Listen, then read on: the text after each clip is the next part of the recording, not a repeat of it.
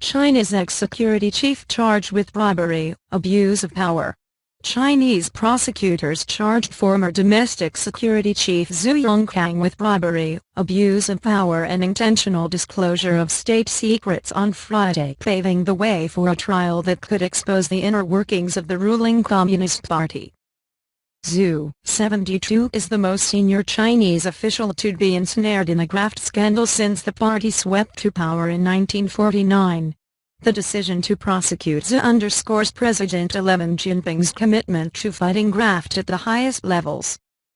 The indictment accused Zhou of taking advantage of his position to seek benefits for others, illegally accepting other people's huge assets, abuse of power, and causing heavy losses to public property, the state and the people. China's top prosecutor, the Supreme People's Procuratorate, said in a statement on its website.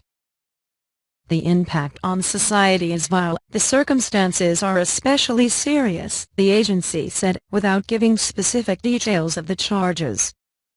Zhou's alleged crimes took place over decades, including when he was Deputy General Manager of China National Petroleum Corporation, CNPC, party boss in southwestern Sichuan province, Minister of Public Security and a member of the Politburo Standing Committee, the statement said. Zhou had been informed of his legal rights and listened to the views of his lawyer, the statement added, without saying where Zhou, who has not been seen in public since October 2013, was being detained.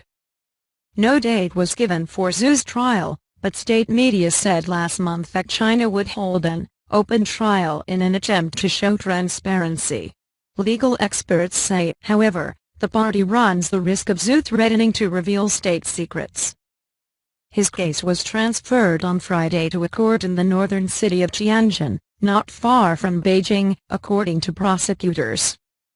Zhang Zizi, the lawyer who defended Mao Zedong's widow Zhang Qing, said Tianjin would have been chosen because it has no obvious connection to Zhou, to ensure the impartiality of the judge.